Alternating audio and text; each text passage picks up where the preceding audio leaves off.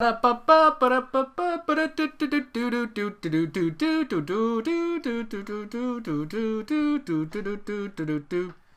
intro can't music. Afford an editor. Yeah, that's our intro music. We got it. We're in. Yeah. We're starting. We're super poor. We are golden. Yep. You're right. Let's get into it. So, I have a question for you. what do you got? Are DVD and Blu Ray players still worth buying? Oh, we're getting into the heavy stuff already. Yeah, absolutely. It's like, it's this, and then this leads into a puff piece on the North Korean government, because like I'm really trying to get someone to pay for my college. And then we're going to move right into Kevin Spacey, defend him super hard. Then I'd like to move into the curious case of Jared Fogle again.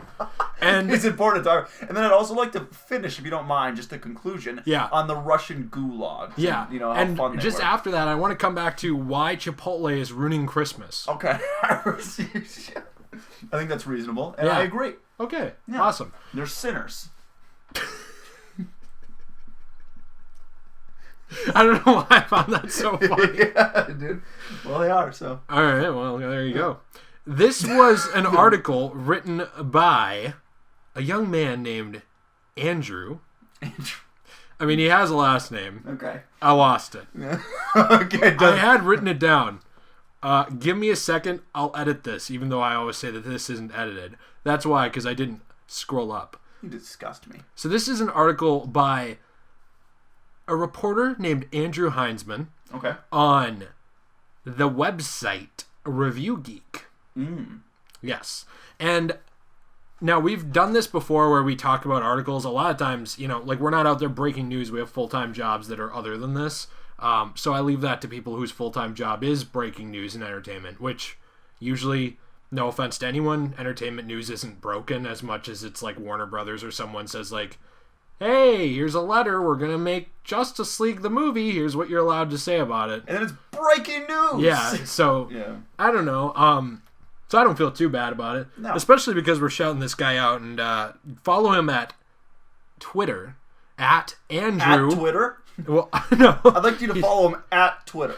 Go to Twitter, go to the Twitterverse, and follow him at Andrew_Andrew 2 underscores after that. Wait, what? He's got Andrew_Andrew?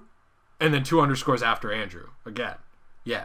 Andrew. That seems repetitive. No, absolutely. Yeah, like this podcast. Okay. Yeah, that's a very... Yeah.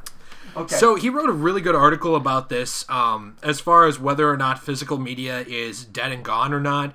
The TLDR, obviously, I think you should go read the article because it is good. But the TLDR of it is pretty much that it's not dead.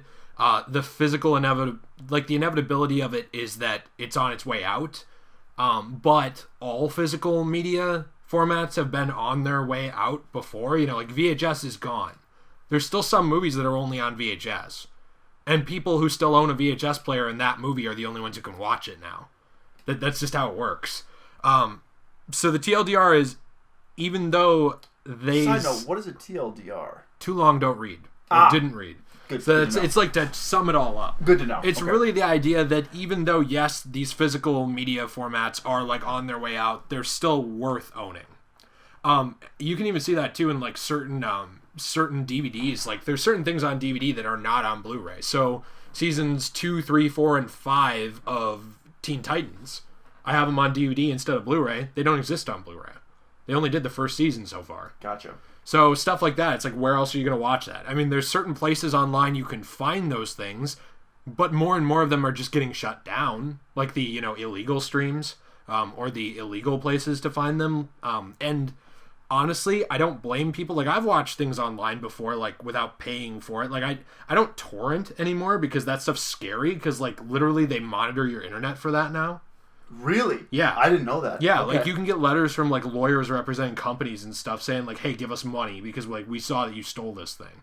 So like I wouldn't recommend that anymore unless you're like... I didn't know that. Yeah, like depending on what state you're in. Because like, torrent was a huge thing back in like... when torrenting, yeah. Yeah, like 10 years ago I'd say when we were in like middle school and stuff. It was a huge thing. And now it's not as much. It depends on what state you're in. Because like if you're in somewhere like Alaska, that's like the least of anyone's concerns is what you're doing. But like in the Midwest here where we live, like... there's not lots of major crimes, so like they just kind of nitpick, like speeding tickets and torrenting, and you know what I mean? Like things that would be small potatoes elsewhere are like watched here. Right.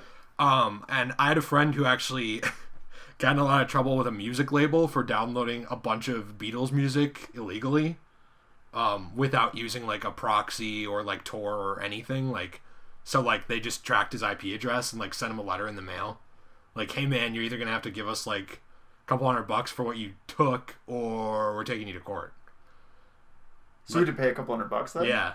Dude. Yeah, it's weird and creepy, and they would say it's not against their right to do that because they're a private entity or whatever, until the inevitability that the internet becomes a utility, which it will, so fuck off, telecom companies. It'll happen. It totally will happen, like electricity. It will become a utility. But it's a ways out. I could see it. It will, because the internet now is a necessity. You go to apply for jobs, you need the internet.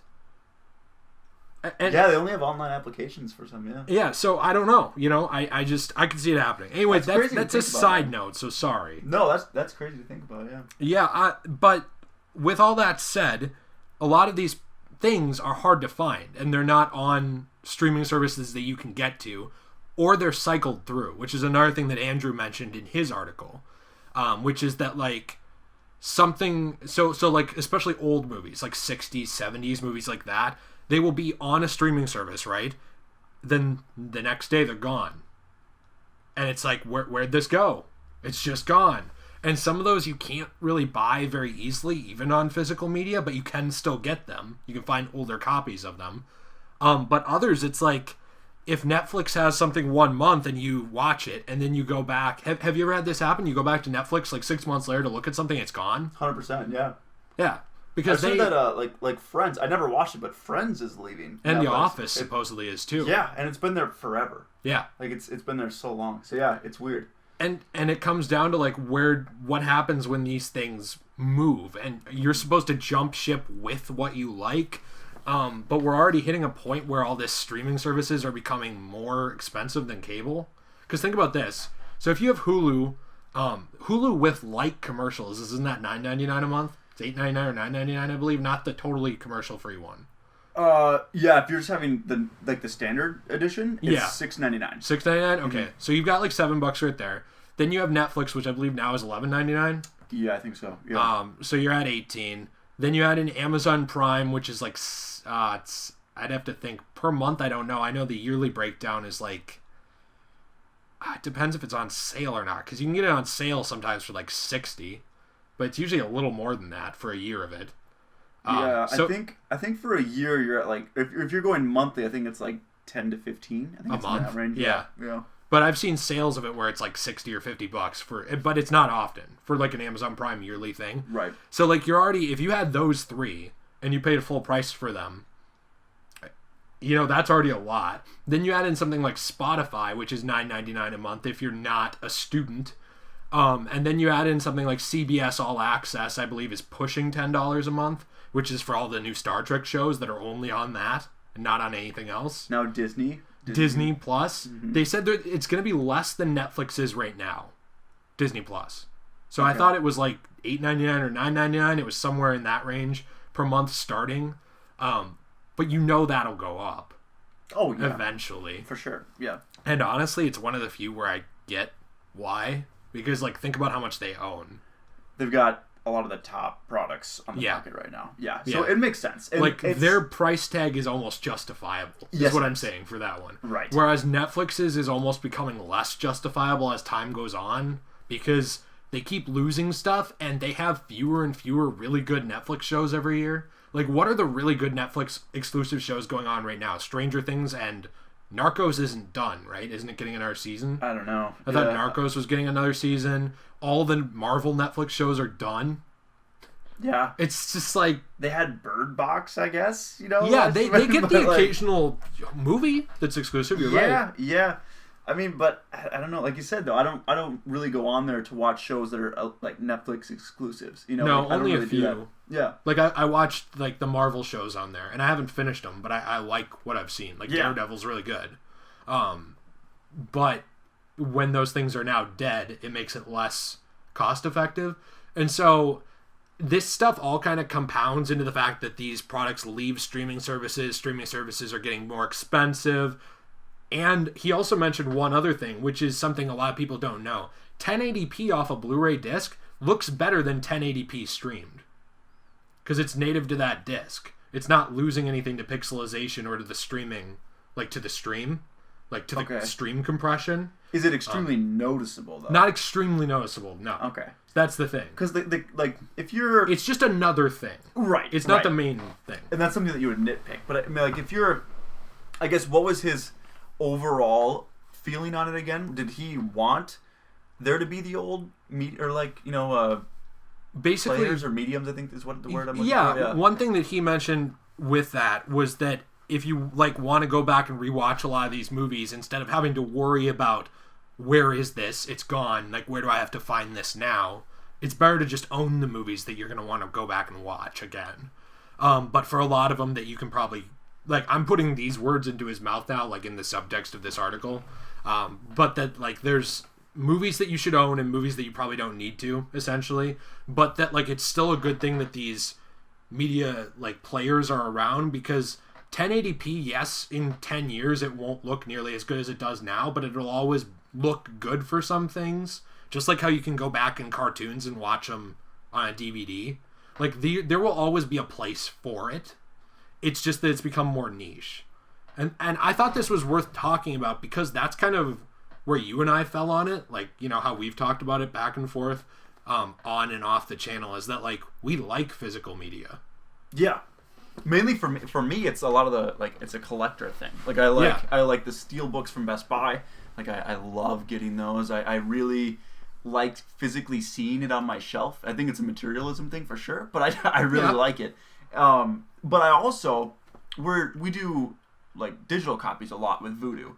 And yes. we have over 500 movies on there at this point. Yeah, we have a shared collection on Vudu. We have a lot, yeah. So it's gotten to a point where that's almost like I haven't pulled out a physical disc to watch a movie in a long time. Like, it's once in a great while. Yeah. Otherwise, really, to, I guess, be the devil's advocate, probably in the last, like, 6 to 8 months, I don't remember a time that I pulled out a physical disc to watch a movie. It's really been, I go on Vudu to watch something new, just in 1080p, just because it's not a big deal. Yep. Or we're streaming, like, The Office or something on Netflix. So it's not like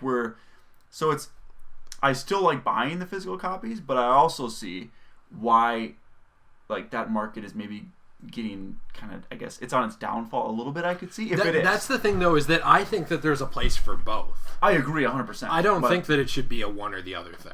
Like, I think that's why the, you know, physical media coming with the digital code is really good. Oh, I 100% agree. Yeah, my point was just that I see why it's not, if it's not doing as well, or if it's going away from that, I see why, just from my own personal experience.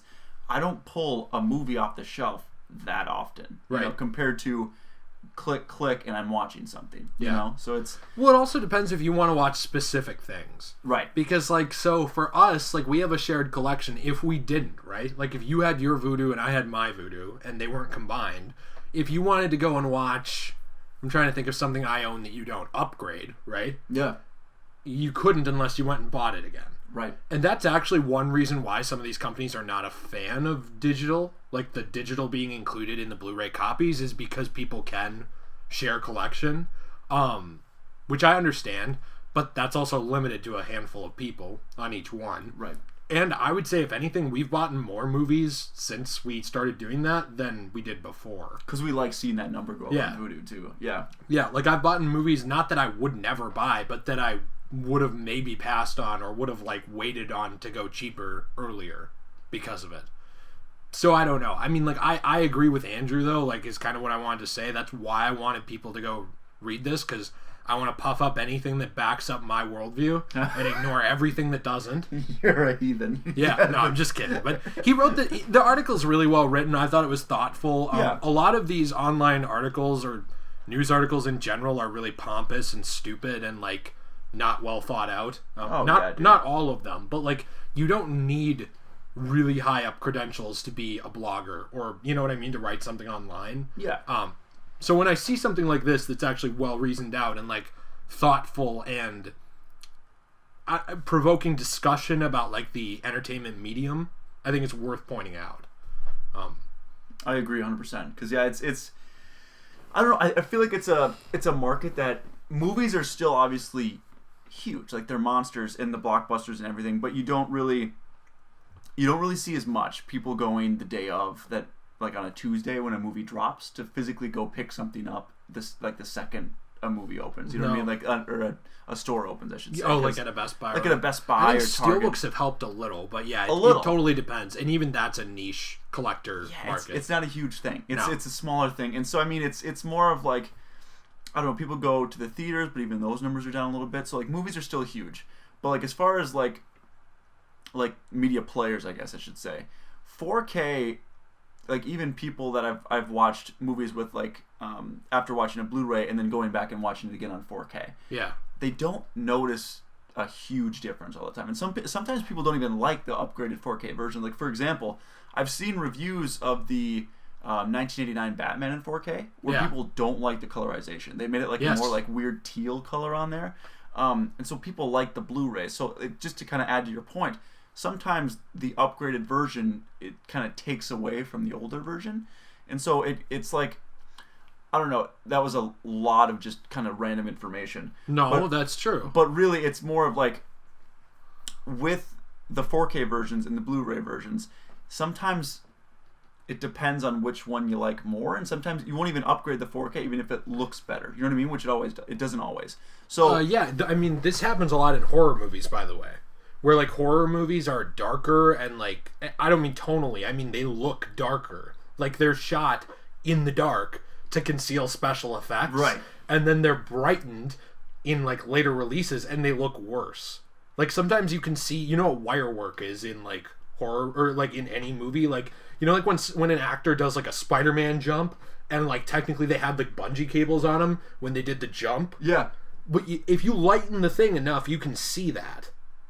So like there's horror movies where you can see cable shots and it makes it look worse. Like one I can think of too, I don't remember which Halloween it is, but like one of the Halloweens, like on DVD, technically, I think it might even be the first one. Like I think it looks really good on Blu-ray, but there's certain places where things look faker than on DVD because as it got upscaled, like the picture was brightened a little bit each time, and at a certain point that makes it, you see too much, you know? It changes the lighting, like what you said with the Batman coloring. And people don't always like those changes. No, sometimes it takes away from the original, like with the 1989 Batman, it kind of takes away from the darker, kind of, the world that Tim Burton designed was a very dark, noir, just kind of like black, just almost an angry vibe to it, you know what I mean? Angry and depressed. And depressing. And yeah, it was like if The Nightmare Before Christmas's Halloween Town was Gotham City. Yeah, exactly. It honestly is. 100% right. And like to add like these like weird kind of teal colors, lightened it up a bit, and I guess for some people legitimately ruined it and is not worth the $25 of 4K to upgrade it. And have you seen pictures of it from? Yes. What did you think of it? I like the old style better, a lot better, because the teal is very noticeable compared to the old style. Well, and you and I have talked a little bit about this with it's a different media format, so this is just a small aside, but The Killing Joke, with the original comic, the coloring's totally different than the remake comic. Like when they, you know, the comic I have, I like the coloring in it still, like the Killing Joke hardcover, but that hardcover is not the original colors. They redid the coloring. Oh. In a different style. I didn't know that. And it still looks good, but like it lost some of the original colors because of it. And then they based the movie version off of the recolors, which people don't like as much. And so I guess what I'm getting back to is the same thing you are, that let's say that these older versions of this, right? Let's say the physical never existed ever. Now I'm Warner Brothers or anyone. But let's say I'm Warner Brothers and I'm releasing Batman 1989 on 4K. Why would I leave the old versions up for streaming if they look worse to me? Because to me they're 1080p. Why would I leave those up on a streaming platform for you to watch in the original coloring when I'm trying to push that I just made the movie better? So if you never could have bought it before, you wouldn't be able to watch that old version of it anymore. At all. Right. Unless you went to an illegal website and watched it. Which, I'm not going to advocate for or against, but sometimes these companies really make you want to do that, is the sly way I'll say it. I like that. Allegedly. Yeah, allegedly. Yeah. And allegedly, I've never sped in my life or gotten a speeding ticket Not ever. once, dude. Not once. Or twice or 3 times. Speeding. Not even once. No, Cut to a picture of me dead impaled on a tree. Yeah, dude. I don't know. It's rough because of that. Like, it's a constant war back and forth between the ease of digital and, like, how, not even just the collecting aspect, but the movie preservation aspect of having these old versions of movies that sometimes are different. 100%. Yeah, like, imagine if they did that to, like, and this is a little bit, I wouldn't say more niche, but really, I mean, if they did it to, like, Batman the Animated Series, and they made it, and they upscaled it to, like, 4K. And it looked way worse. And it looked way worse. No. And then, like, we didn't have the physical. Yeah, and dude. It was just gone. And it looked bad, because that's even, I would argue, almost darker than the Tim Burton. Like, yeah, and a lot of that stuff was based on the Tim Burton movie. Right. It's super dark, the tones of it and the colors.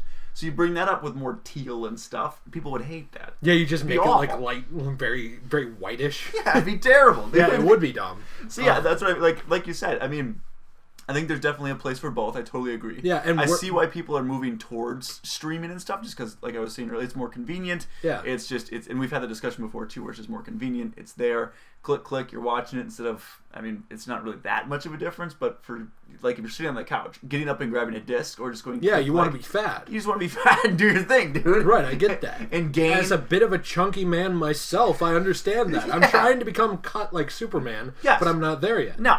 But because of digital copies.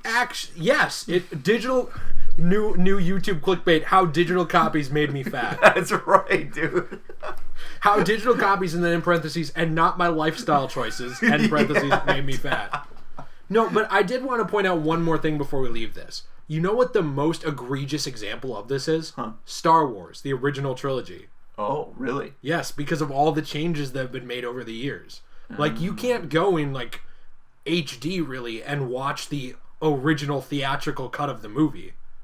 Haven't you noticed that like all of these trilogy releases of like the original trilogy are the special edition edited with all the extra stuff, and some of it's really bad stuff, like how in episode 6 the original version of this scene where Luke is being electrocuted by the Emperor and Vader stops it is one of the most powerful scenes in all of Star Wars, because Vader, like, looks at Luke. This is the original cut. He looks at the Emperor, and he looks down at Luke, and you can see, like, the lightning reflected in his visor. Yeah. And he looks back at the Emperor, and he's, like, kind of conflicted, and then picks him up without saying a thing, lifts him in the air, and chucks him down the shaft. In the remake, which remake, whatever, eventually one of the worst changes they've ever made to Star Wars was they added Vader looks at Luke, looks at the Emperor, looks at Luke, then goes, "No!" and picks up the Emperor and yells "No!" and throws him into the shaft in the most garbled, stupid-sounding no I've ever seen. And then they added Hayden Christensen into the ending as the ghost. I did see that, yeah. That was not in the original, in case you didn't know that, because Hayden Christensen was, barely alive when episode 6 came out. So, yeah, dude. I don't know. Just stuff like that. It's like you would not be... Like, you already can barely see those old versions of that movie, and the physicals exist of it. Yeah, it'd kind of be like them wiping it from existence. Yeah, it's like changing history. Yeah. I don't know. That's some 1984 stuff, dude. Yeah, dude. Yeah, with, like, very low-stakes entertainment properties. Yeah, but yeah, not 1984-ish, you're right. Yeah. It just sucks. It's an interesting topic that I don't think a lot of people are really... like thinking or talking about, but I think it's really interesting. I think they will be, though, when you can't see some of those older versions anymore, if they know they exist. Totally agree. If they know they exist, because some people would not know that about Star Wars. Like, if you showed that to a 5-year-old now, and he watched it every year that way, he would never care that you changed it. Where's the no? Like, where's him yelling no? Yeah, if you went and showed him the old version, you'd also say, this looks like shit, this is a VHS, what the heck is this? Is this a paperweight? Right. But... it's very interesting. I'm conflicted on it too, and I am wondering where the entertainment industry is going to go with physical. I think, though, that there will always be some form of physical market. Always. For people like us who like to collect stuff. Yeah. And like to actually physically see a cover and like special features, stuff like that, which you can get special features and stuff, I guess, and stuff with digital. But I like physically having a cover and stuff and having like a disc, everything. I like that. So I think there'll be people like that. And think about this. In Batman Beyond, in the first episode, when he goes to stop Derek Powers, his father is killed because he has a disc that has incriminating evidence about Derek Powers' company and his illegal actions at Wayne Enterprises. It's a great point. And Batman Beyond is a very good predictor of the future. You're right, dude. You're right. So I rest my case. You should. I think it's well done. Property will be around forever. Derek Powers, by the way, that's the most alpha frat boy name I've ever heard. Oh, yeah. Dude. And his... Yeah, Derek Powers. They're gonna single out the beta in his veins. It is a super alpha name, and his bad guy name is Blight. So that's weird, dude. Yeah, dude. Why did he do that? He's awesome. Stick with Derek Powers. Yeah. That's so alpha, bro. No, I like Blight. Frat, dude. But in the DC transition, what? Green Lantern. Yes. Is a movie that will exist at some point. You think so? Supposedly. Allegedly. Well, so this is a take it with a grain of salt article. Okay. / breaking news story from WeGotThisCovered.com. I don't really know what to make of this. You and I talked a little bit about it. Yeah. I mean, it's cool to talk about. It's fun to talk about. And if it's true, it's sweet. Yeah. Essentially, the whole story here is that the DCEU is still going to have a Green Lantern film. It's going to be about Jon Stewart as Green Lantern. He's the Green Lantern that you and I both grew up with watching Justice League. So, this is a Green Lantern a lot of people are familiar with. He's not the main Green Lantern in the comics or anything, which would have been Hal Jordan. I'm not sure on the reasoning for that. I would assume it's because the Hal Jordan movie existed and was really bad. But, I don't know. Peter Parker got 3 rounds to get it right, so I don't really know why this is any different, but sure. I guess, admittedly, I like Jon Stewart more than Hal Jordan. Yeah, I think it's just because we grew up with him. You know, like that was on Justice League. I think he was Unlimited too, right? Yes. Like those whole thing. Yeah. So I mean, he had a beard in Unlimited. Very alpha. Right. Yeah, it was so alpha, dude. He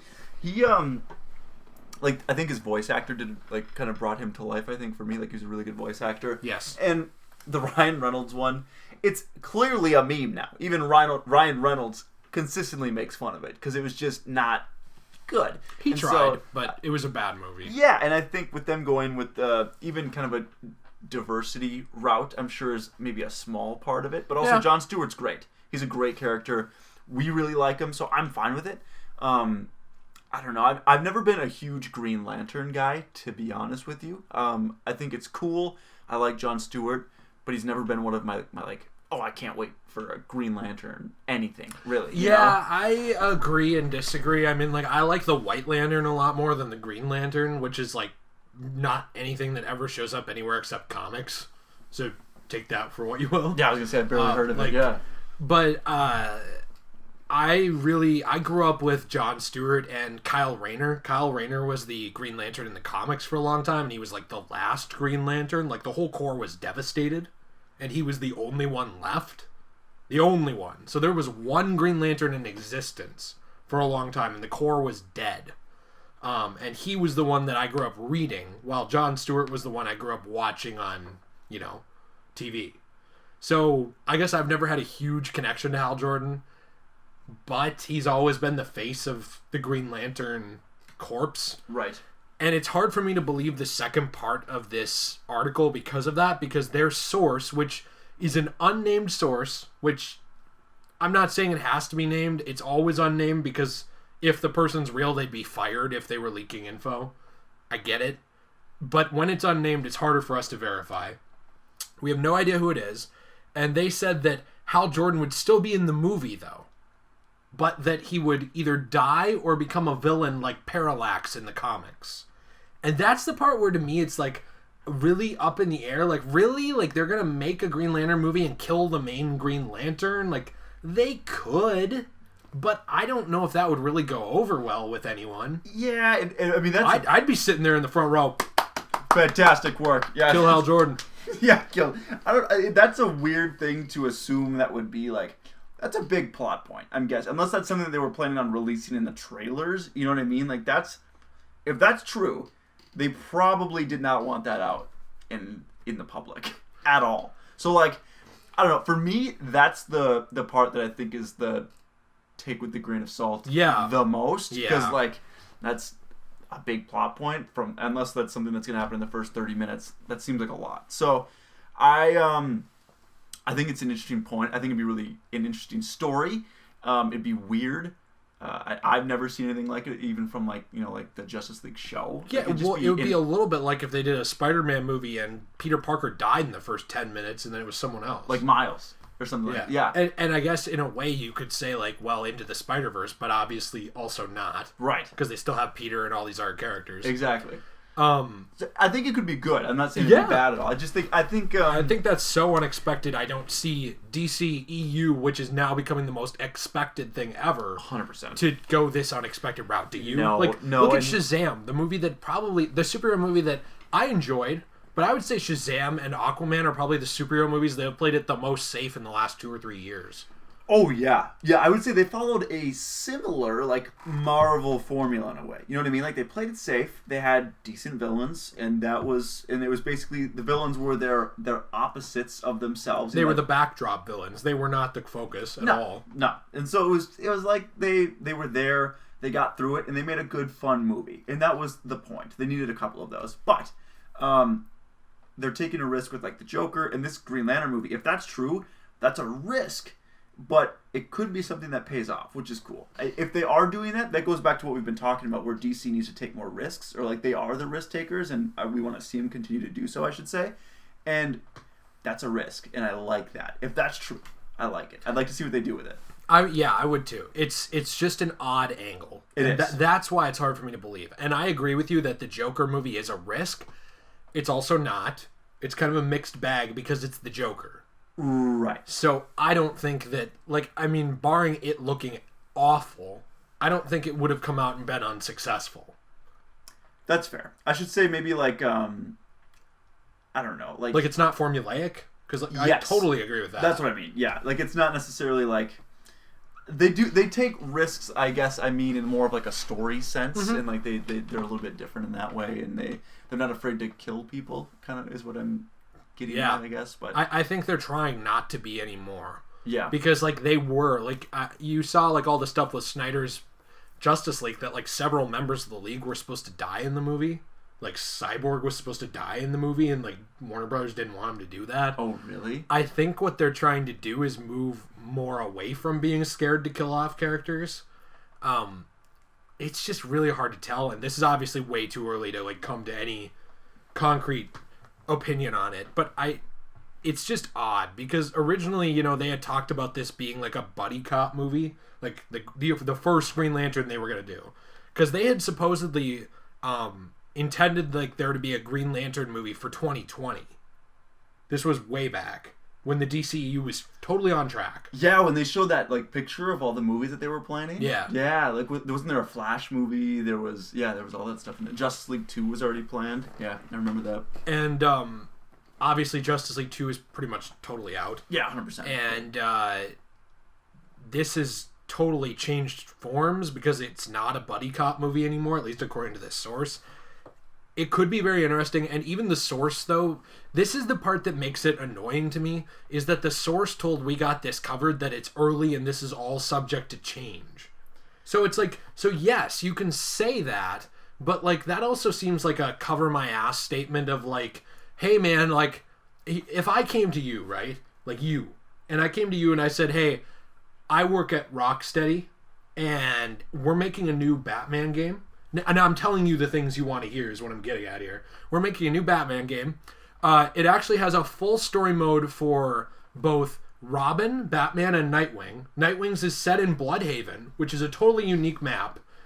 Each campaign is at least 10 hours long with 5 hours of side missions apiece. And we're also planning a robust DLC content. It's all subject to change, though. It's really early. Now, if it doesn't come out, you can just say, well, it changed. I said it was subject to change. Yeah, that's what makes this whole thing grain of salty for me. Mm-hmm. Is that it's like, it's subject to change like anything, but so you said a lot to say nothing, is what it feels like. It's kind of like you just bought insurance. You know what I mean? Like yeah. Like he's playing it really safe, dude. Which fine, I guess, but like it's hard to like drop a leak and then be like, okay, so here's the leak.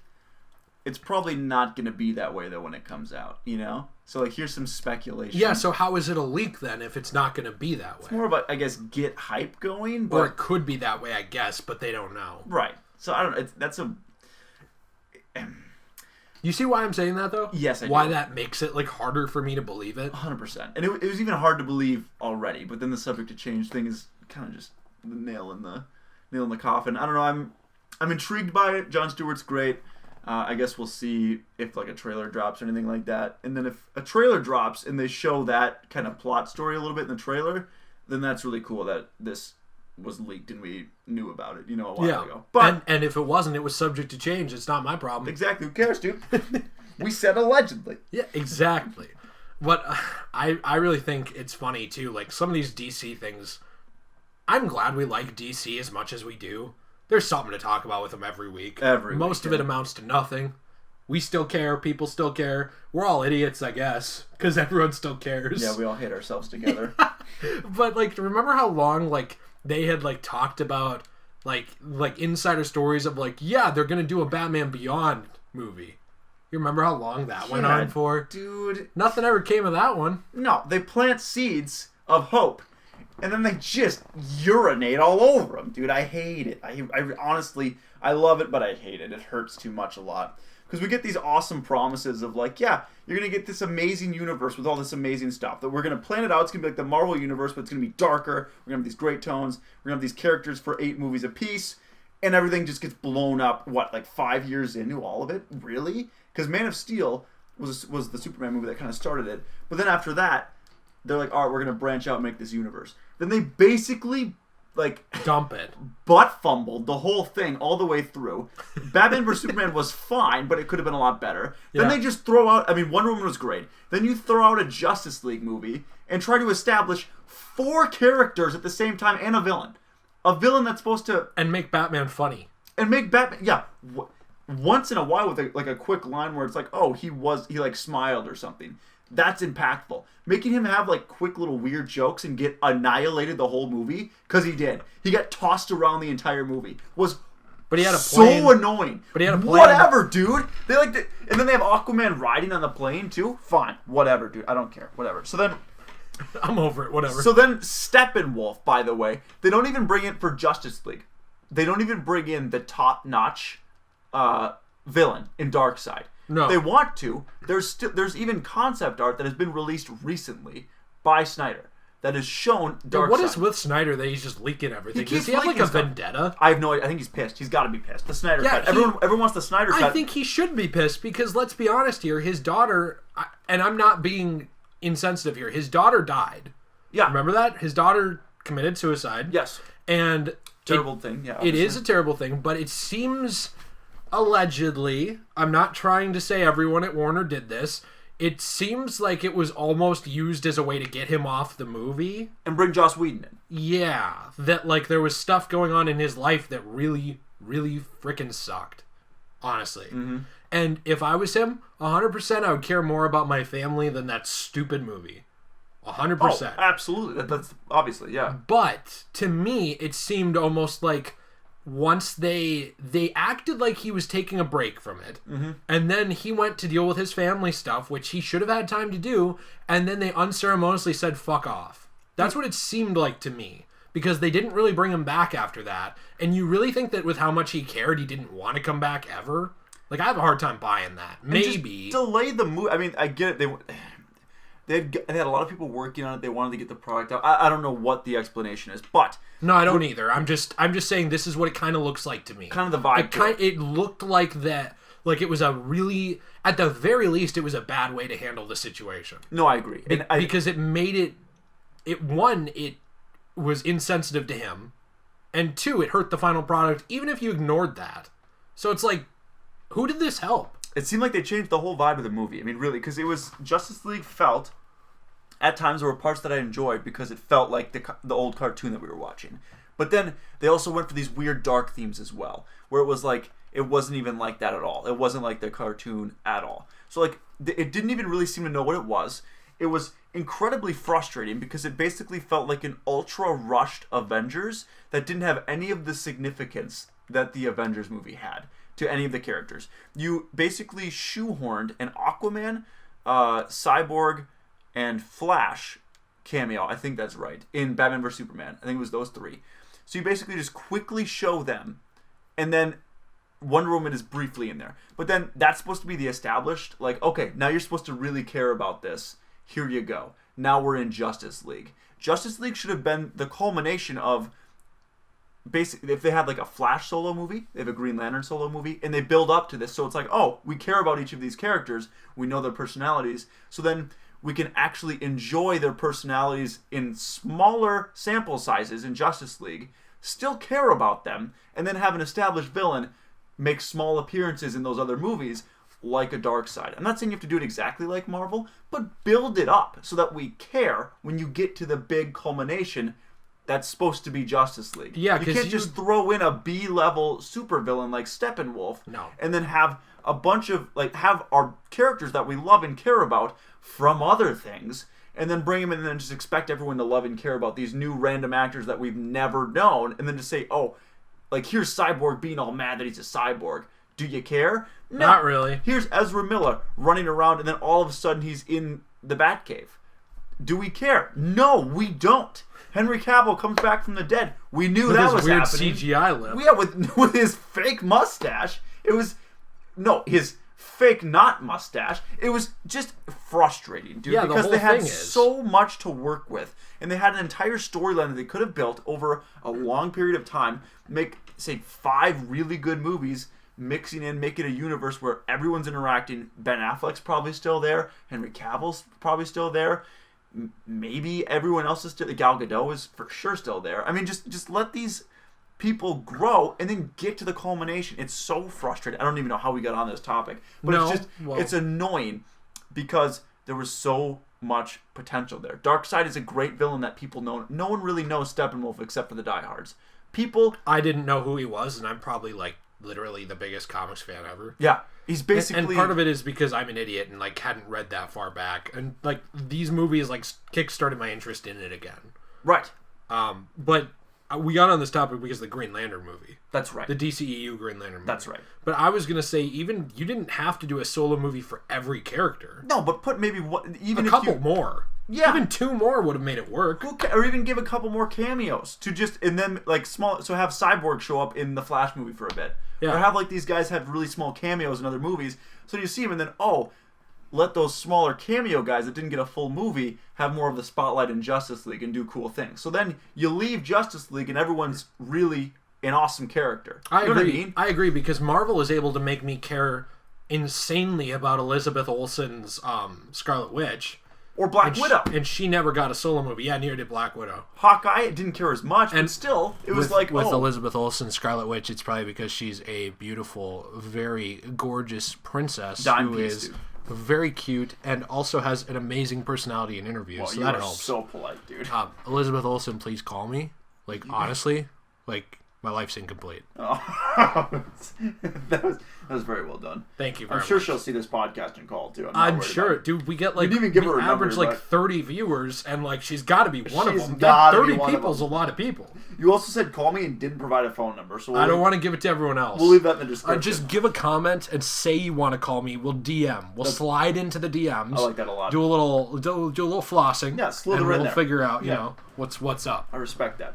I apologize for the rant. It just I think it's a good thing. It's super frustrating, dude. It is. Because there's so much to do. And we talk about it all the time. But it's infuriating that they didn't use, and they used Lex Luthor in a weird way in Batman vs. Superman. He should have been built up more. You know what, though? My favorite DCEU scene is the Jolly Rancher scene with the Senator. Oh my That's my gosh, favorite. Dude. Would you like a Jolly Rancher? What was that? I love how Honestly, I like that version of Lex. He's so stupid. He's so dumb. I like him because he just reminds me of weird Mark Zuckerberg. Yeah, he totally is. Yeah, I don't know. It's probably because he was from he played Mark Zuckerberg, you know? That's what it is, dude. He was Mark Zuckerberg, dude. That's why. I wish they just made Mark Zuckerberg the bad guy. They really did, dude. Set the social network in the DCEU. That would have been an amazing retcon. What if the social network was actually the first movie in the DCEU? I mean, Mark Zuckerberg is basically an alien anyways, dude. So they just start pulling like weird shit into the DCEU, like Braveheart. They're like, Braveheart actually happened like 1,000 years before Passion of the Christ shows up. Technically, Passion of the Christ happened in our universe, so they can put it in the timeline. It's completely canon. Oh my gosh. Yeah, dude. Can we move to DC news that's actually not infuriating? Yeah. That'd be great. You have Batman Beyond news. I do indeed. So, we just got word, it just dropped today, which is the 10th, I believe, that there was like an ad on Amazon, or like a listing on Amazon France, and it was Batman Beyond on Blu Ray, which we obviously don't have right now. It's all on DVD. So to see it on Blu Ray is really cool. So then on the ad, it was $67 for the base edition. Yep. Of course, they have a deluxe edition, but it's 52. It's all 52 episodes, I believe. Yeah. And so it's either 52 or 56. Yeah, something like that. And so it's all 52. Then there's a deluxe edition that has an extra bonus disc. It's I should say the prices. So the price of the standard is $67, and then the price of the deluxe is $112. Comes with Return of the Joker as well. That movie in Blu-ray, I'm guessing, which is actually one of the best Batman movies ever made. It's fantastic. It's really, really good. I'm not going to say the best. Some people, it is their favorite Batman movie. It's fantastic. Yeah, it is. It's really, especially still, the dark cut of it that will be on there, like not the slaughtered PG cut, but the PG-13. Fantastic. Pushing R almost cut, I think. It gets kind of gruesome. Honestly. I actually think that would be R if it was released now. It probably would be. As is. Because legit murder in it. I think it's as dark as the Killing Joke Blu-ray that was R, don't you? Yeah, it just doesn't have the blood. It does, though. Where? There's blood in the movie. Like when Joker bleeds, I thought, in that movie, when he gets hit. Oh, just out of his mouth a little bit? Yeah. Yeah. Well, does it, in the Killing Joke, isn't there actual gore, though? Isn't there maybe when Barbara gets shot, isn't there blood? Yes, everywhere? there is blood. That's yeah. There's blood shown. Yeah. So I guess there's a little bit. You're right. There's more. Yeah. But I also think though that in this there's child torture. Yeah. In Return of the Joker, I don't want to say any more about Return of the Joker, in case anyone watching this hasn't seen it, because I think you should go watch it without it being spoiled for you. It's fantastic. But it's probably the darkest Batman animated movie, from the animated series movies. I would say. Yeah. The second closest would be Mask of the Phantasm. Yeah, I'd say it's second, though, for sure. Compared to Return of the Joker. I'd say Return of the Joker's darker. It's also got some of my favorite Joker one-liners in any movie. So, if you don't like the video, I've got slides. Yeah. Yeah, the best. And then it's supposed to be announced officially, is what people are speculating, at San Diego Comic-Con. And that's on the 18th, so it's in about a week. And it's supposed to have Kevin Conroy, Bruce Timm, and Will Friedle, who were all involved with the Batman Beyond series when it was first coming out. Because isn't it basically the 20th anniversary or the 20-something anniversary? The 20th anniversary, so they're celebrating that with a panel at Hall H on the 18th. We'll be there. We'll be there, yep. We won't. We'll be vlogging. We'll be there in spirit. We will definitely be there in spirit, because we can't afford tickets, dude. No, we cannot. It's so freaking expensive, dude. It is. It's very expensive. So yeah, I'm really excited about it. I love Beyond. I love that movie. And Blu-ray, I think it's a well-deserved Blu-ray edition. Do you own the Blu-ray of the animated series yet? Because I don't. I don't own it. We have it on digital. Yeah. But But I actually plan to buy the physical of it, too. I'd like to at some point. Yeah. I'd like to have it. But first I'm going to buy the Justice League ones, because I don't have those anywhere. Right. So, I'm kind of prioritizing what I don't have access to. For sure. I think the Batman Beyond is a for sure buy for me. I'm curious what the deluxe edition's going to have. They didn't really say aside from I just hope it's not the version, you know how there's the two versions of the animated series right now. There's the version I like, and then there's the version with the stupid little mini Funkos and the windows. Yeah. And they have windows on the front of the box. And it looks silly and tacky, I think. I actually like the normal version better. I agree. Yeah, it's fine, but I'd rather just have the Blu Ray. I don't need those mini Funkos, really. No, I have 140 Funkos already if I need a Funko. So. Yeah, and they already have animated, like, actual real life-sized Funkos of the Joker, of Batman. They already have even those. Batman Beyond. Yeah, they already have those, so I don't need a mini of it. Nope. I don't need to pay extra for it. So yeah, I hope it's not like that again. I hope so too. I'm really excited for that, because that seems all but confirmed since it was actually on Amazon. And it's not just my cousin works at Nintendo told me this. Yeah. So I'm really hoping that's the case. For sure. Yeah, well deserved. The Arkham collection. Oh yeah. Has me annoyed. Oh, it's got everyone annoyed, dude. Do people actually care about this part of it? They do. Because the Arkham collection is coming to PS4. It has the core games in it, so Asylum, City, Night, with the DLC. Steelbook. Steelbook looks okay. Yeah. It doesn't look really special. It looks fine. Yeah. It does not include Arkham Origins, No, which, oh my word, and it doesn't include Arkham VR, which I get that one, but that's still a canon story. Still annoying because you have the Arkham collection and you're missing 2 games. Yeah.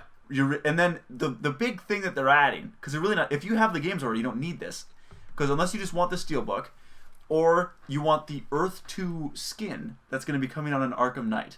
That's the incentive for it. But you can already get that skin in North America. You couldn't get it in a lot of Europe. Oh, is that what it is? Yeah, so like I think you and I could already get that skin. I don't know if we can. I feel like because I thought I read something where I was gonna, like they are going to release it next year regardless for free. So like you can get it now, or you wait a year and just get it for free. What, the skin? The Earth 2 skin, yeah. Oh. I don't think you have it right now in the Arkham Knight. Oh, okay. So maybe you do. Guess that just confused me then. But either way, like it's not exclusive to this because you just wait a year and it comes out anyways. So really, the only incentive to get this is the Steelbook. If you already have all the other games, like or if you really are playing the game again in the next year and you want that skin. Yeah, I don't think that really makes it worth it, but maybe for someone it does. No, because not for me. You can get Return to Arkham, for example, on the PlayStation Store. I've seen Return to Arkham with Asylum and City with all the DLC for like $8 for both games. So you're paying $4 for both games. Is that on sale right now? $4 a piece. I don't own that yet. It might be actually. I've been borrowing it from you. Yeah, it might. It might actually. Because I've been thinking about buying that again. I've had a lot of fun playing that. Yeah, it goes on sale all the time. It's there all the time. So yeah, I mean, it's like, and then Arkham Knight I've seen on sale with the season pass for like $10, $12. So really, instead of paying the $45 or $50 that the Steelbook and all the games are going to cost, just look and you'll save yourself $25 and still get the same thing, and you just be missing out on a Steelbook. Or Steam sale it. Yeah. If you're a fan of PC. Right. I just got Arkham Origins on PC because we're going to play through it eventually. I don't know if we'll play through it right away after City or if we'll take a break. I'm not sure. I'd actually like to play through it shortly after it. I would like to too, yeah. Because I've been missing the game. But that runs in 60 FPS on computer. You have to do a little tweaking with it, like I'll admit. But it runs well on computer. Night launched horribly on computer, but it runs well now on computer. And City always ran well on computer. Yeah. So does Asylum. So like all these games work really well on computer. It just sucks that you're getting kind of shortchanged if you're a console player. Because the big thing that I think most of the community is mad about, and we're also mad about, no Origins. Why would you not include Origins with this collection? Like Sorry, what's Arkham Origins? That's kind of what Rocksteady's saying. I was just role-playing a Rocksteady. That's there. what they're Arkham doing. What? Arkham what? That's just so annoying, Arkham Orgies? Isn't that a Rule 34 comic that they made over on Newgrounds? I hope so. Send me the link after the podcast. Oh, okay. Sounds good. But yeah, it's super we were annoying. still recording. Yeah, oh crap, dude. It's genuine. It's ridiculous because we've got 3 games that are already on the PS4. And you're just bundling them together as one thing. Yep. When you throw in Arkham Origins, I'd buy it. I would buy that Steelbook. If it ran in 60 FPS, I'd buy it immediately. I wouldn't even care if it did that. If it was on the PS4, I would buy it. I'd buy it because I want to play it again on the PS4. But they don't do it, dude. But if you're going to re-release it, I want it to run better. Like, I don't think it should... Because it doesn't run ridiculously well on last gen. It had frame drops and issues with the combat and stuff. I'm just saying, I think that you could polish it off in a month or 2. That'd be great. And it would be ready to go. That'd be amazing. And I just don't understand why they wouldn't do that. No, you don't even need to do HD textures. If this thing was in 720p and ran at 60 FPS, I'd buy it now. most people wouldn't care at all. They just want to play the game on the PS4 or on the Xbox. That's all they want. And to not throw it in there just seems like a waste and kind of a money grab. When really all we wanted is either Origins remastered or another Batman game. That's what we've been asking for. Do you think Origins will ever be remastered? Is my question. Desperately hope so. It doesn't seem like Rocksteady wants to. And are they embarrassed of the game? I don't know, because it's weird because they mention stuff in Night from Origins. Yeah, Firefly. They make references to Firefly and to other Firefly's in the game. Yeah, oh yeah, that's right. And they still do other things that reference Origins. Like Bane. I think there's some references for Bane, I thought, in like the story or something, in like the Arkham City stories. Yes, and then I was gonna say, if you go into like the GCPD where all like the collectibles are, of like all of his past foes, I think the Electrocutioner's glove is in there too. You're right, so it is. And I forgot about that. Yeah, there's still stuff in there that they referenced. So you acknowledge that it's a game, you acknowledge that it's a part of the universe, so please include it in your Arkham collection that comes out. How long has it been since Night came out? It's been 3 years now? 4 years? I think 3, but I don't know off the top of my head. 3 years later, just remaster it. Just throw it in there. People would buy it, and you'd make probably a lot more money than you're going to make off this Arkham collection.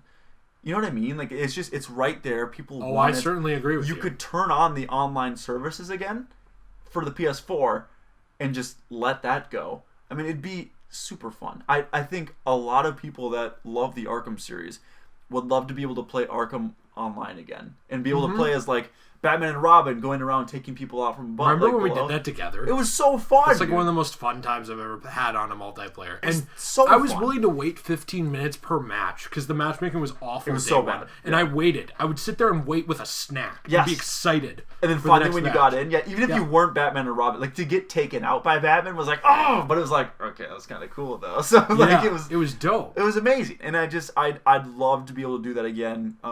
And if they're not going to do that, then make another Batman game. Like, that's it, dude. Like, I'm tired of Origins not getting, I guess, it's not as good as the other ones, but it's not getting the treatment I think that it deserves because there are a lot of people that love the game and want to play it again. We love it. And there was a comment on one of our videos for, I believe, Part 5. We are playing Arkham City right now, so if you haven't watched the Let's Play, please check it out. We are having a lot of fun with it. It's one of our favorite games ever. Yeah. And a comment that I read on that video was that, like, it's the worst out of the series, but, like, it's still got all this good stuff going on. You know? Yeah, 100%. And my response to it is, it's the worst out of the series. It's still one of the best superhero games.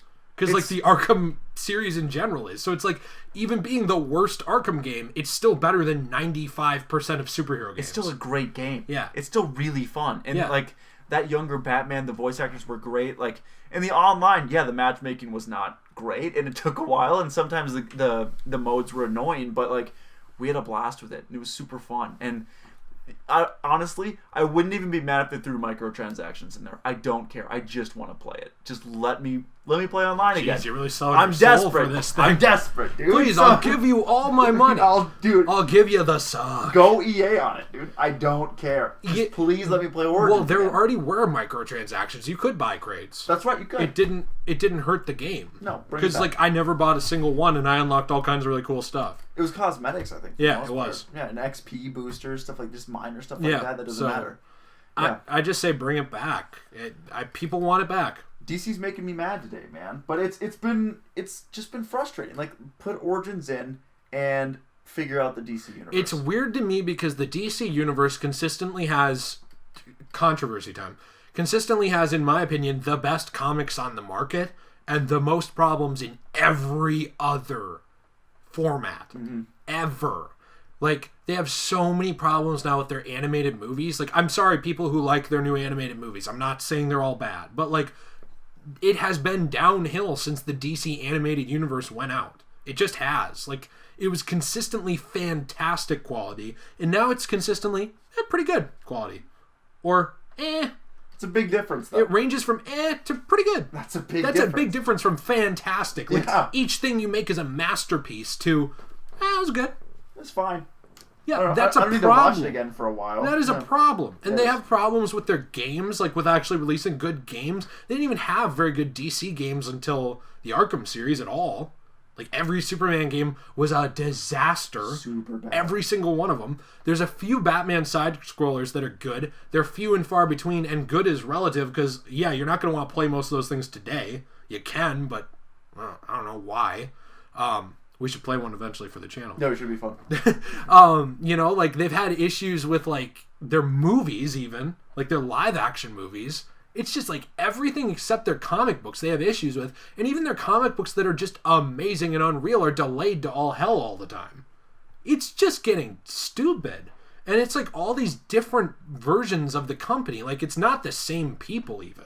That's what I don't get. And the reason we're so whipped up about it, because we love the characters. We love what some of the older stuff did. Some of those fantastic things that we grew up with and loved. And because, like what you said when we were talking a few days ago, these characters, they, in a way, start to belong to everyone. Like, you get possessive of them. You do, very much so. You want them to be good. And it feels disrespectful, dude. Yeah. What you're doing to my boys. Yeah, especially because I'm the one paying for your company. Oh, yeah. Yeah, I'm funding your stuff, and you're making garbage with it. Okay, not all of it's garbage. But no, there's some hot nonsense that's coming out of there. Absolutely. Right now. And it's funny that some of the best visual DC properties have not come from DC recently, like Injustice 1 and 2 came from NetherRealm. Yes. Not really DC. And they were fun stories. Yeah, they were really good stories. The first one even better than the second one. Agreed. Story-wise. The second one better as a game. Agreed. And then, like, the Arkham games, it's like no one at DC wrote those stories. Those were written by the Rocksteady team. Well, Paul Dini wrote... the first one, right? Asylum, yeah. Yeah, but that's it. I think so, yeah. Like, I don't think they really did it after that. No. I think they had input, maybe, but, like... Yeah, they do, because, like, they're not going to have... They don't want Batman to be, like, a murderer and stuff like that. Right. But they're not, like, sitting there writing out the script for each Arkham game. No. Like, the majority of that falls to the gaming companies, like, when they make these games. It's like, hey, we give you our character, you don't fuck up with our character. Like, here's the list of rules to follow. See you when the paycheck comes in. Yeah. It's often, like, the way it works with these things. Right. So it's like... Why can these other people take your properties and make better things with them than you can? That's a problem. Yeah. You should be the most used to these characters. If anything, you should be blowing what they're doing out of the water. By a lot. Yeah. Yeah. You have a lot of content to work with. Like, you never see this with... I can't believe I'm sticking up for Nintendo here. You never see this with Nintendo, where, like, Nintendo would give someone else their property and that person would make a better thing with it. Doesn't happen. No. Nintendo knows how to do with their stuff with their in-house stuff. That's how it should be. And I understand that the copyright of these characters falls under DC Comics, but Batman is not an idea that just belongs to DC Comics anymore. It's an American idea. Like, Batman and Superman are ideals now. They're not just characters. So what you do... It's what Christian Bale wanted. Yeah. Oh, good for you! He just marches into DC headquarters. Yeah. Mr. Bale, we're working on the next game. Oh, good for you! Yeah. Wow. No, like, these have become, like, almost moral lessons to people. Like, people live their lives, and you can say it's sad or whatever. I don't give a shit. But people live their lives and, like, go out into the world and try to treat people the way they see these characters act. Like, they think, like, I want to be a good person. Like I grew up reading Superman. What would Superman do? Like, people think that stuff. Mm-hmm. These characters do not just belong to DC. People give a shit. You should too. Yeah. That's it. That's all it really comes back to. You know? I don't know. People live for this stuff. And it's really sad when it's the fans that care more about it seems like, than the companies that are making it. This is the same problem I have with, like, Lucas. Like, with, like, LucasArts now, like Lucasfilm. Not George Lucas, because he's pretty much out. That guy was weird, too, at times. But, like, Lucasfilm. I really consistently get the idea that Star Wars fans care a lot more about the movies than the people making them. Don't you? Yeah. Yeah. Like, the fact that I could have written a better movie than The Last Jedi, I'm sorry, but I probably could have, is kind of ridiculous. And I'm not saying it's the worst thing ever, but... it's sad. It's just sad. Or like The Phantom Menace. The guy who wrote the original Star Wars movies, pretty much, because George Lucas had major input on all of them, couldn't write as good of a Star Wars prequel as I'm sure if you gave it to some fan as they could have. And sure, most people would have written something worse. But there's people out there that could do better. And it's weird that, like, these companies are not able to measure up to, like, fans in terms of storytelling. It's nuts. Fan fiction should not be better than a movie you're putting out. It's insane. It's insanity. Yeah, it is, dude. It's frustrating. Because like you said, you're possessing. I love these people. Absolutely. They're fake people, but I love these people. Absolutely. And you know what? We need some fake people when every real person in the world is like, you know, I'm not saying bad, but like under criticism at all times, and like there's always bad stuff coming out about everybody, and you can't trust anyone now. It's like we need these fictional figureheads. Yeah, it's nice. We don't get news about Batman sexually harassing people. Yeah, nobody's gonna Me Too Batman in 5 years. No, it doesn't happen, dude. It can't. He's safe. And I like that. I do too. You know what I mean? They're good people. Yeah. I don't know. I feel like I went off on a tangent there. It feels good, though. Very angry. We have the therapeutic podcast today. Absolutely. It's been very thrilling. This, though, is why I think these companies need to start doing a better job listening to fans. Agreed.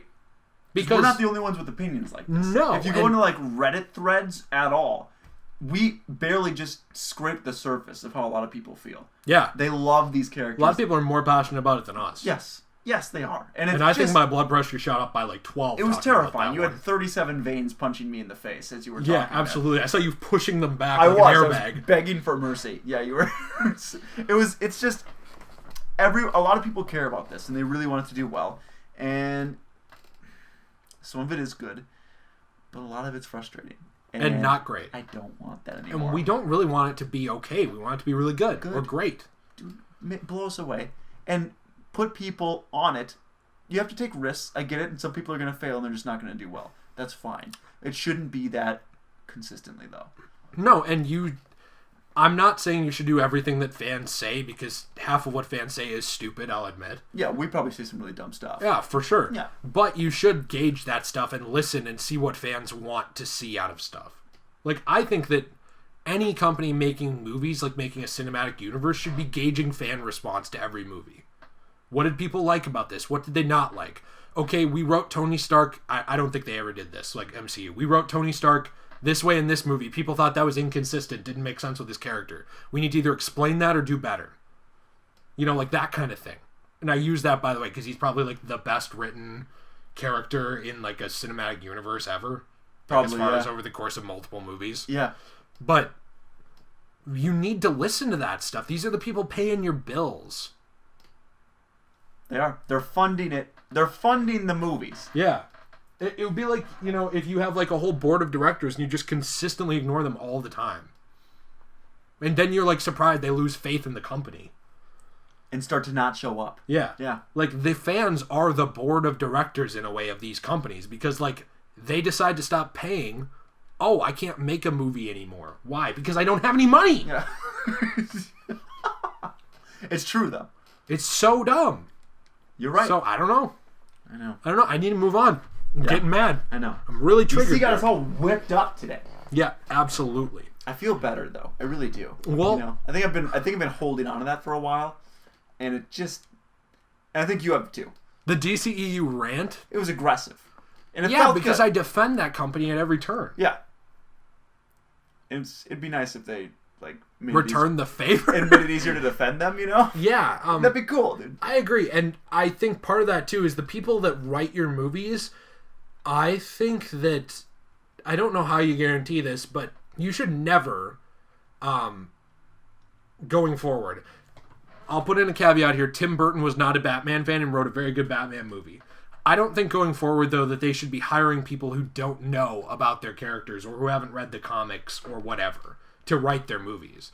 I think that they should be like... Unless it's like a Scorsese, though. Yeah, like, but even then, I think they should say, like, hey, what do you know about the Joker? You know, like, I'm not saying you can't do your own thing with it, but just, like, you understand how this character works, right? Like, they should gauge that the writers and directors know what makes Batman, Batman, or Superman, Superman, or Wonder Woman, Wonder Woman. Like, at the heart of the character. Not all the tertiary stuff that can change, but the heart of the character, they should be gauging someone gets that.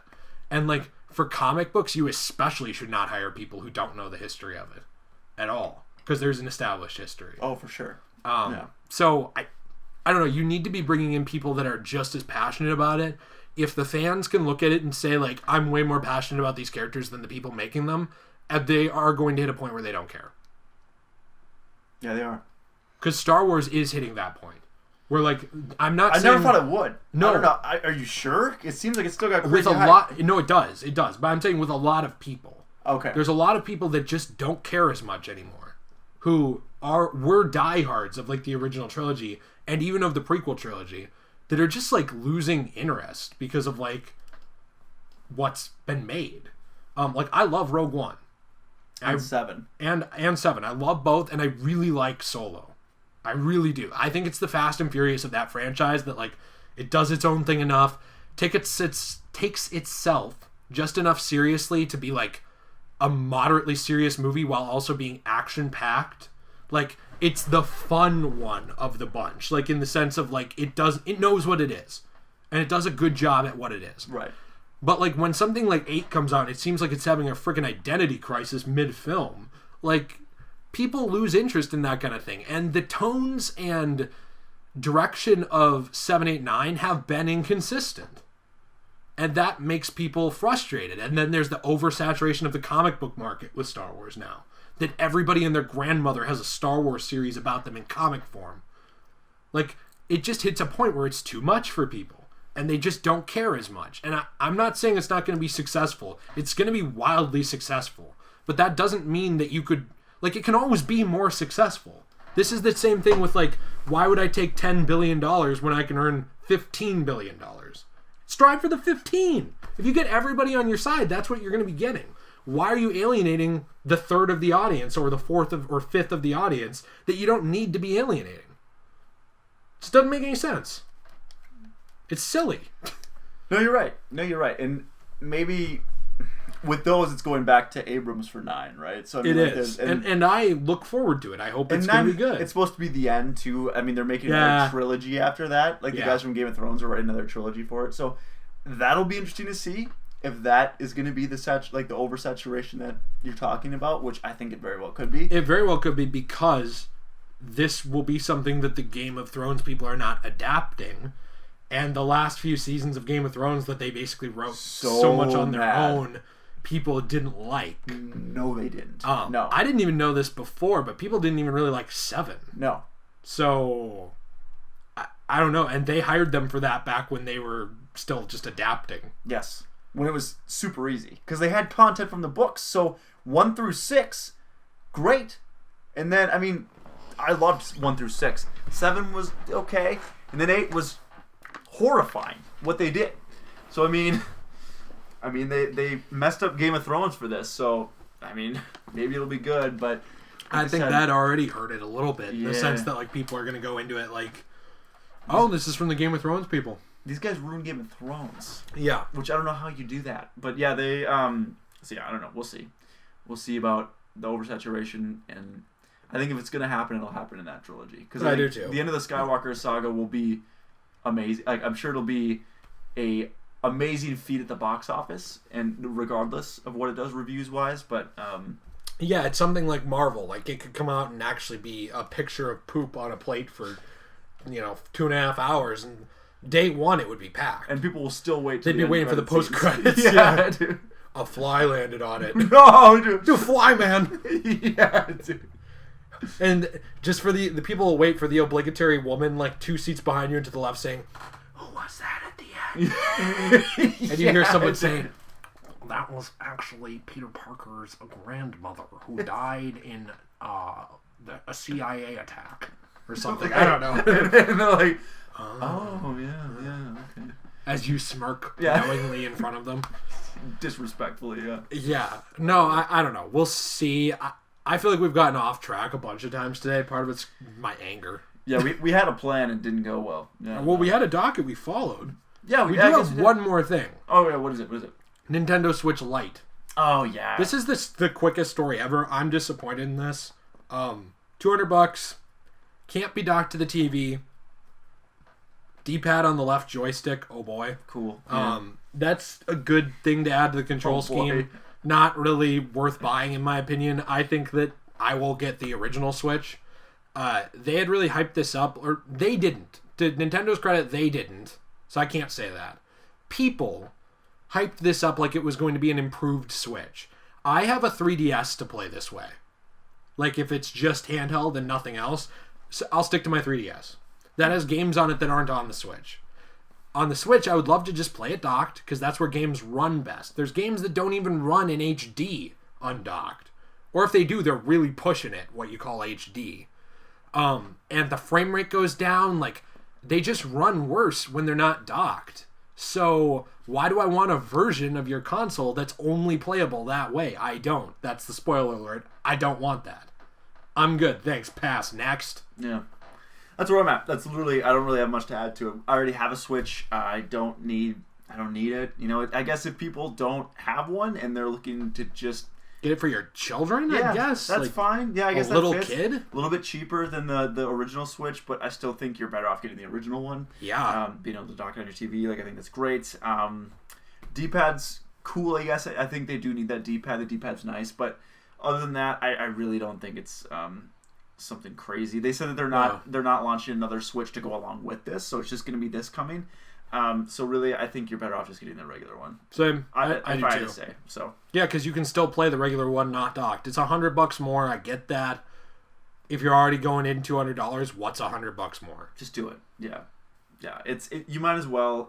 They usually have good bundles with it too. So get like Mario Kart. Playing it on the TV is a lot more fun than playing it on the little screen. So yeah, I mean, and if you want to buy something for a little kid, I'm not saying that you should always just give your kids hand-me-down old things.